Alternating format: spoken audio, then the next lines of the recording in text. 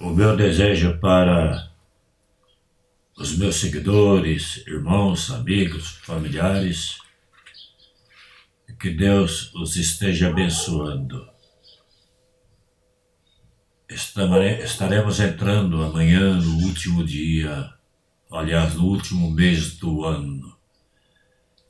Que o findar deste ano seja para todos de comunhão com os familiares, com os colegas, amigos, cheio de paz, sem violência. E que o próximo ano Deus esteja encaminhando cada um para a paz, para a perseverança, sabedoria, conforto espiritual, para uma reflexão mais profunda da vida sobre a terra e da vida além da morte física. Que Deus esteja condicionando cada um para que se sintam prazerosos com todos que convivem. Bênção e paz para todos. Os vídeos que nós gravamos, vamos repetir sempre, é para a glória de Deus. Hoje nós vamos falar sobre uma pergunta. Senhor, para quem iremos nós? Antes, porém, se você deseja compartilhar, comentar, perguntar, contribuir, inscreva-se no meu canal. Que Deus os abençoe. Essa pergunta, ela vem para os descrentes, para os religiosos de todas as denominações, para todos aqueles que são aparentemente ateus, porque ateu de fato não existe. E eu vou me basear praticamente no capítulo todo de João, do Evangelho segundo João, capítulo 6, mas 66 a 71.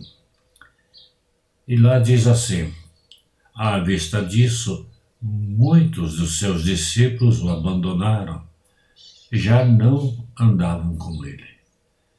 Então perguntou Jesus aos 12, porventura quereis também vós outros retirar-vos? Respondeu-lhe Simão Pedro, Senhor, para quem iremos? Tu tens as palavras da vida eterna.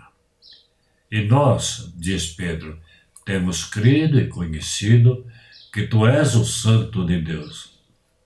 Replicou-lhe Jesus, não vos escolhi eu em número de 12? Contudo, um de vós é o diabo. Referia-se ele a Judas, filho de Simão Iscariotes, porque era quem estava para traí-lo, sendo um dos 12.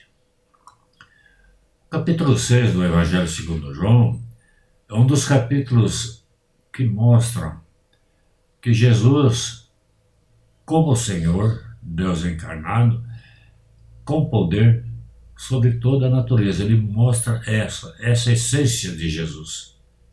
Então enfatiza entre o pão perecível, que sustenta apenas o corpo, mas não alimenta o espírito e não traz a salvação eterna. E ele mesmo, sendo o pão espiritual, o pão da vida eterna, revela quem Jesus realmente é. E o faz à luz de toda a Bíblia, citando o Antigo Testamento. É ele quem leva os escolhidos a entenderem a verdade da vida eterna, que levou todos os que o acompanhavam apenas por causa de seus feitos e milagres. Porém, não quiseram a verdade. Então, nesse episódio da multiplicação dos pães e dos peixes, os religiosos da época, influenciados pelos falsos mestres, pela religiosidade, pelos religiosos que ministravam a palavra ao povo de Deus, o abandonaram e Jesus afirmou que entre eles estavam os descrentes. Em virtude disso, os apóstolos dizem a Jesus que muitos o abandonaram. Jesus pergunta-lhes se eles também queriam se retirar. Porém, a resposta, por meio de Simão Pedro, veio direta e clara: Senhor, para quem iremos nós? Tu tens a palavra da vida eterna. Esta afirmação define claramente a diferença entre a vida comum sobre a face da Terra e a nova vida a começar aqui, neste planeta, e a terminar ao final da viagem terrena em um novo céu e uma nova terra, onde tudo e todos serão perfeitos e glorificados. Contudo, entre os 12 estava o joio, o religioso, o traidor. Porém, Jesus não revelou quem era ele, apenas citou o fato e só o conheceram depois da traição. Assim como o joio será conhecido somente no dia do juízo final, e todos os que de fato são descrentes. Para mim, a igreja como instituição ou denominação, uma das entidades ou sociedade, como queiram denominar, mais complexa e complicada que existe na Terra.